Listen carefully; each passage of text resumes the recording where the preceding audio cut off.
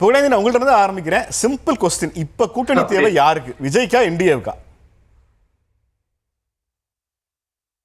Good evening to News Tamil 24/7 Tamil. வணக்கம். உங்களுக்கு வணக்கம். நெல்சன் வணக்கம். இப்போ கூட்டணி திராவிட முன்னேற்ற கழகத்தினுடைய கூட்டணி, இந்தியா கூட்டணி ஸ்ட்ராங்கா ஆயிடுச்சு. இப்ப இனிமேல் அவங்களுக்கு தேவையில்லை. ஆனா கூட்டணி ஏன் இல்லை? விஜய்க்கு கூட்டணியே இல்லை.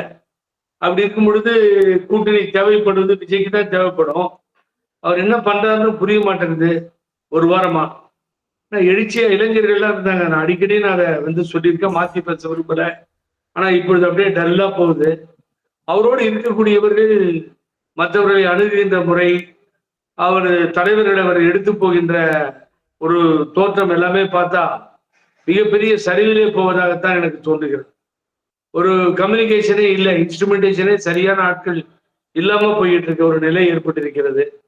ஆகவே நிச்சயமாக ஒரு கூட்டணி அவருக்கு தேவை. இனி கூட்டணி 2 பேரும் சேர்ந்தா போயிடும். இப்ப நீங்க இப்ப என்ன பார்த்துட்டு இருக்கீங்க? விஜய் என்டிஏல போய் சேர்ந்துருவாரு. ஆகவே அதுக்கு வேண்டிய ஏற்பாடுகள்லாம் நடக்குது.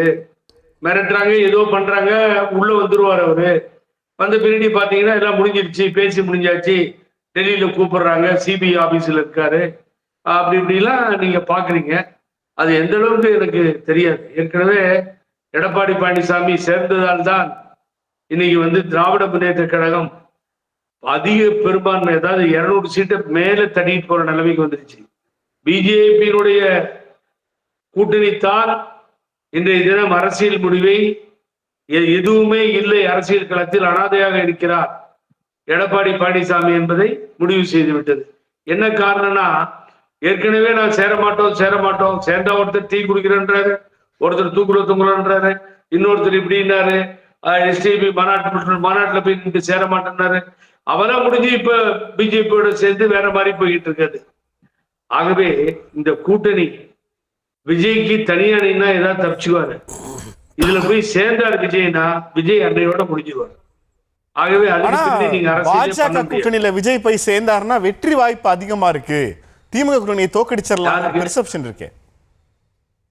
பெர்செப்ஷன் நீங்க பாத்தீங்கன்னா என்டையர் தமிழ்நாடு மக்கள் பிஜேபி ஒத்துக்கலையே. நான் எங்கேயாவது ஒரு சட்டமன்ற தொகுதியில தனியா நின்று ஜெயிக்க சொல்லுங்க, நான் பாக்குறேன். நானு தனியா நின்று ஜெயிச்சுன்னு சொல்லுங்க பாக்குறேன். கவுன்சிலருக்கு போவோமே. பிஜேபி எப்ப தனியா நின்று என்ன சாதிச்சிருக்கீங்க? என்ன சாதிக்க முடிஞ்சது?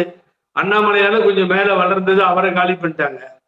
ஆகவே விஜய் போய் சேர்ந்தா அப்படின்னா விஜய் ஓட்டு வந்துரும் அப்படின்னு நினைச்சுக்கிட்டு அப்படி அவங்க அந்த எண்ணத்தின் அடிப்படையில் விஜயை சேர்ப்பதற்கு முயற்சிப்பார்களேயானால் அது அவருடைய முயற்சி.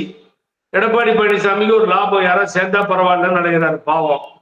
ஆனா சேருவதன் மூலமாக விஜயனுடைய அரசியல் அப்படியே முடிஞ்சிடும்.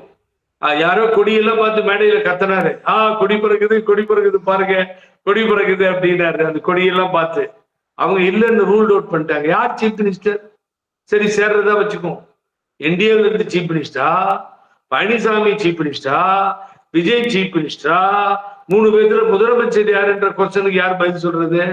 அவர் எது கட்சி ஆரம்பிச்சாரு? இவர் ஏற்கனவே சசிகலான்ற சின்னமா கொடுத்த பதவி தானே முதலமைச்சர். கொக்கரிக்கிறார்ல, நான் தான் முதலமைச்சர். சார், ஒன்னு தெளிவுபடுத்துறேன் சார், நான் கிளியரா உங்களுக்கு தயவுசெய்து ஞாபகம் வச்சுக்கோங்க. போயஸ் தோட்டத்தில் 10 சீட்டுக்கு 5 சீட்டுக்கு நின்றுட்டு இருந்த கட்சி, அம்மா அப்பாயின்மெண்ட் கிடைக்குமான்னு நின்றுட்டு இருந்த கட்சி, இன்னைக்கு என்ன நிலைமை? டெல்லியில போய் ஃபைனலைஸ் பண்ற நிலைமை. அந்த கட்சியினுடைய கூட்டணியை என்டிஏ முடிவு பண்ணது டெல்லியிலன்னா, அப்புறம் எதுக்கு அதிமுக தலைமை கழகம் ராயப்பேட்டையில லாயிட்ஸ் ரோட்ல? அப்ப உங்களுக்கு கட்சி என்னாச்சு? இப்ப திராவிட முன்னேற்ற கழகத்தை பொறுத்த வரைக்கும் அங்க அறிவாலயத்தில் உட்கார்ந்து முடிவு பண்றாங்க. காங்கிரஸுக்கு இவ்வளவு இடம், தேசிய கட்சிக்கு 67 பேரறிஞர் அண்ணா ஆட்சியில அமர்த்திய இந்த இயக்கம், அதற்கு பின்னாலே டாக்டர் கலைஞர், புரட்சி தலைவர் எம்ஜிஆர், புரட்சி தலைவி அம்மா, இப்படி எல்லாம் கடந்து வந்த பாதை. அது எப்பயாவது தேசிய இயக்கங்களை உள்ள சேர்த்து ஷேரிங் கொடுக்கறதோ மற்றதோ டிசைட் பண்றதோ அனுமதிச்சிருக்காங்களா? 18 ஆண்டு கால போராட்டத்திற்கு பின்னால் பேரறிஞர் அண்ணாவால் உருவாக்கப்பட்ட இயக்கம் அதுதானே மெயின்டைன் பண்றாரு இன்றைய முதலமைச்சர் மாண்புமிகு ஸ்டாலின் அவர்கள். இங்க உட்கார்ந்து பேசலான்றாரு, இங்க முடிவு பண்ணலான்றார். ஆகவே அந்த முடிவை இப்ப பழனிசாமி டெல்லிக்கு போய் முடிவு எடுக்கணும்னு போறாரு, அலையிறாரு. இப்படிப்பட்ட சூழ்நிலை ஏற்பட்டுவிட்டது. ஆகவே கூட்டணி தேவை என்று அழைகிறார்கள், ஆனால் கூட்டணிக்கு யாரும் இல்லை.